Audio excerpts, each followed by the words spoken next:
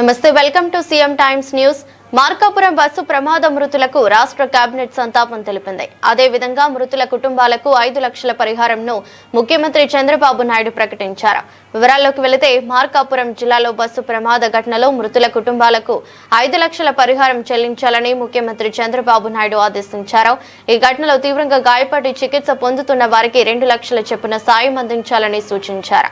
మార్కాపురం జిల్లా రాయవరం వద్ద జరిగిన బస్సు ప్రమాద ఘటనపై రాష్ట్ర మంత్రివర్గం గురువారం తీవ్ర విచారాన్ని వ్యక్తం చేసింది. బస్సు ప్రమాద ఘటనలో పలువురు మృతి చెందడం పట్ల సంతాపాన్ని తెలిపింది. బాధిత కుటుంబాలకు రాష్ట్ర మంత్రివర్గం సానుభూతిని తెలియజేసింది. ఈ ఘటనలో గాయపడిన వారికి మెరుగైన చికిత్స అందించాలని, బాధితులకు అందుతున్న వైద్యాన్ని పర్యవేక్షించాలని మృతులు అధికారులకు సీఎం ఆదేశాలు జారీ చేశారు. ప్రమాదాల నివారణతో పాటు భవిష్యత్తులో ఇటువంటి ఘటనలు పునరావృతం కాకుండా ఉండేందుకు రవాణా, రహదారులు, భవనాల శాఖ, పోలీస్, వైద్య ఆరోగ్య శాఖలు సమన్వయంతో పనిచేయాలని ముఖ్యమంత్రి సూచించారు. ప్రణాళికలు అమలు చేసి ఈ తరహా ఘటనలు జరగకుండా చూడాలని ఆదేశించారు. రాయవరం ప్రమాద ఘటనపై పూర్తిస్థాయి విచారణ జరపాలని, దానికి అనుగుణంగా చర్యలు తీసుకోవాలని సీఎం స్పష్టం చేశారు.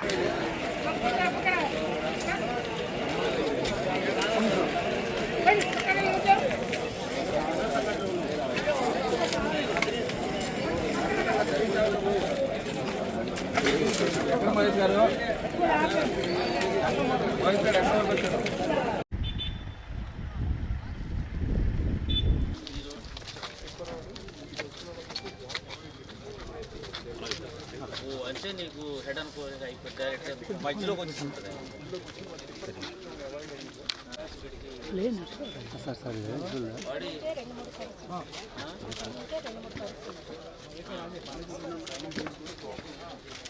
సైన్ బోర్డ్ ఉన్నాయి.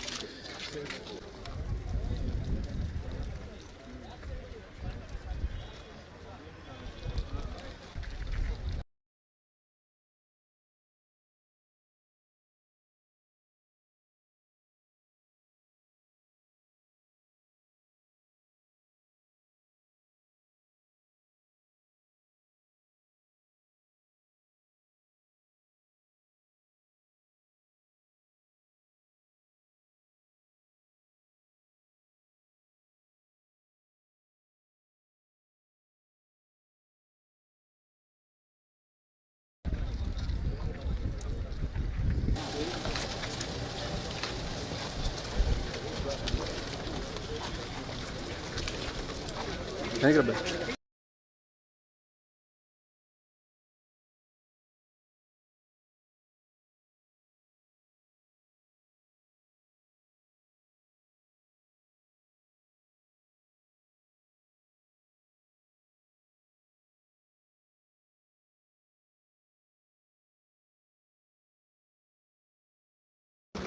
ఓకే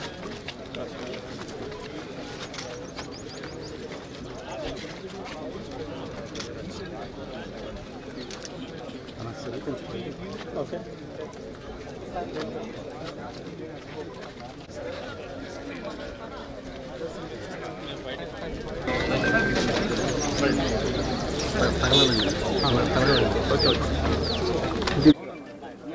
చాలా దురదృష్టకర సంఘటన. ఈరోజు జగిత్యాల నుంచి ఇంజమూరు వెళ్ళే బస్ ఇది. తెల్లవారుజామున 6 గంటల కంటే ఇంచుమించుగా 5:15 ఆ టైంకి ఇక్కడ బస్సు అండ్ అటు నుంచి ఆపోజిట్లో వచ్చే టిప్పర్ ఈ రెండు ఢీక్కోవటం వల్ల ఆ ఫైర్ వచ్చి ఇంచుమించుగా బస్సు అదేవిధంగా టిప్పరు రెండు కూడా పూర్తిగా కాలిపోవడం జరిగింది. ఇమీడియట్గా అది ఇన్ఫర్మేషన్ వచ్చిన ఆన్ వే పాసెంజర్ ఎవరో ఒకరు ఫైర్ డిపార్ట్మెంట్కి, పోలీస్ డిపార్ట్మెంట్కి ఇన్ఫామ్ చేయడం. Within 10 minutes fire department, within 5 minutes at the same time police department కూడా వితిన్ 10 minutes వచ్చి ఆ రిమైనింగ్ ఎవరైతే ఉన్నారో క్షతగాతులు వాళ్ళందరినీ కూడా రెస్క్యూ చేసి అంబులెన్సెస్ అన్ని రెడీ పెట్టుకుని అంబులెన్స్లో కూడా నియర్ బై హాస్పిటల్కి కూడా తరలించడం జరిగింది. సుమారుగా ఇప్పుడు హాస్పిటల్లో 28 members ఉన్నారు. బస్సులో ఎంతవరకు ప్రయాణం చేస్తున్న వారి సంఖ్య కూడా 41 అని చెప్పి ఇప్పుడే అధికారికంగా కూడా చెప్పడం జరిగింది.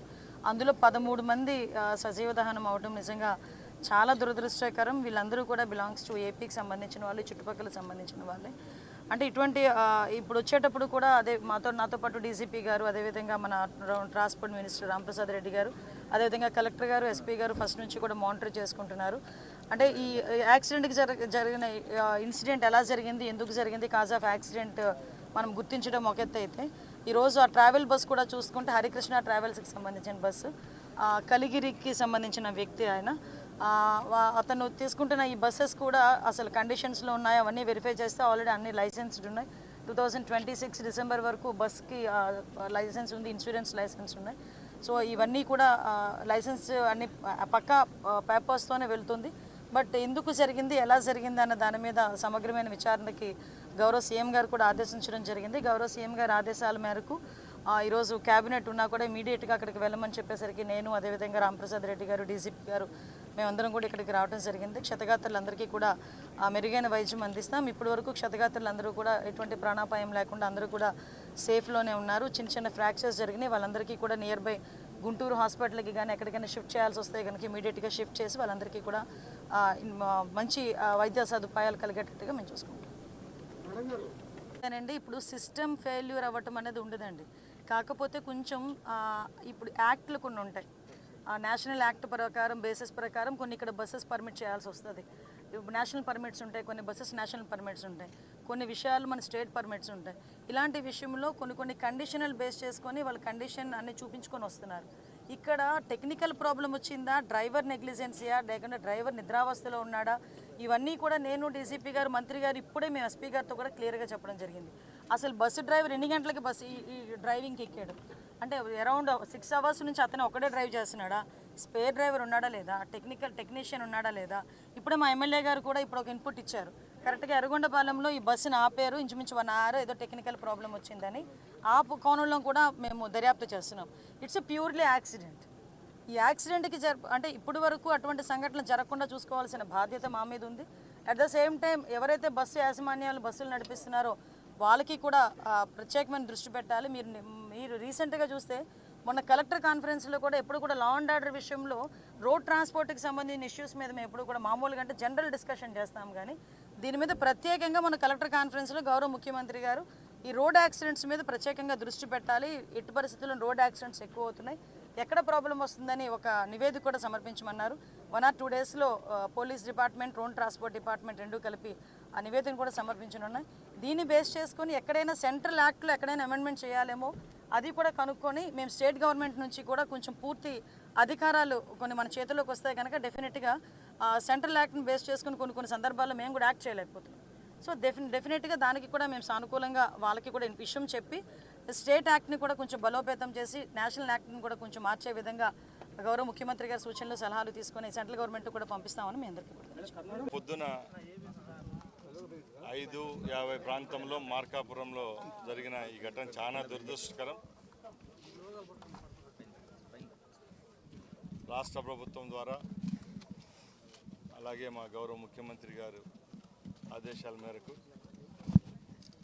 మా కలెక్టర్ గారు, ఎస్పీ గారు అప్పటికప్పుడే స్పందించడం, ఎవరైతే క్షతగాత్రులు ఉంటారో వాళ్ళను తక్షణమే ఫస్ట్ ఎయిడ్ కోసం హాస్పిటల్కి తీసుకొని పోవడం జరిగింది.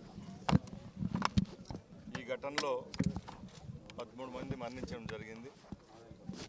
మిగతా వారిని మార్కాపురంలో అలాగే ఒంగోలు హాస్పిటల్లో ట్రీట్మెంట్ ఇవ్వడం జరుగుతూ ఉంది. ముఖ్యమంత్రి గారు ఒకటే చెప్పారు, ఇలాంటి ఘటనలు జరిగినప్పుడు ఎవరైతే ప్రమాదానికి గురై మరణించారో వాళ్ళ కుటుంబాలకు ఈ ప్రభుత్వం అండదండగా ఉంటుందని భరోసా ఇవ్వమన్నారు. తప్పకుండా ఈ ప్రభుత్వం వాళ్ళ కుటుంబాల పక్షాన్ని నిలబడుతుందని మేమందరూ తెలియజేసుకుంటున్నాం. ఘటన జరిగిన 20-30 నిమిషాల్లోనే యంత్రాంగం అంతా ఇక్కడ రావడం జరిగింది. అలాగే మా స్థానిక శాసనసభ్యులు కూడా అప్పటికప్పుడే స్పందించడం, ఎవరైతే ఇప్పుడు చికిత్స పొందుతున్నారో వాళ్ళకి కూడా భరోసా ఇస్తున్నాం. ప్రభుత్వమే వారి ఖర్చును కూడా భరించేదానికి ఆదేశించడం జరిగింది. అలాగే కొద్ది గంటల్లోనే ఈరోజు క్యాబినెట్ ఉంది కాబట్టి ముఖ్యమంత్రి గారు కూడా మరణించిన కుటుంబాలకు అలాగే క్షతగాత్రులకు ప్రభుత్వం తరఫున ఎక్స్గ్రేషియా కూడా ప్రకటించడం జరుగుతుందని మేమందరూ తెలియజేసుకుంటున్నా.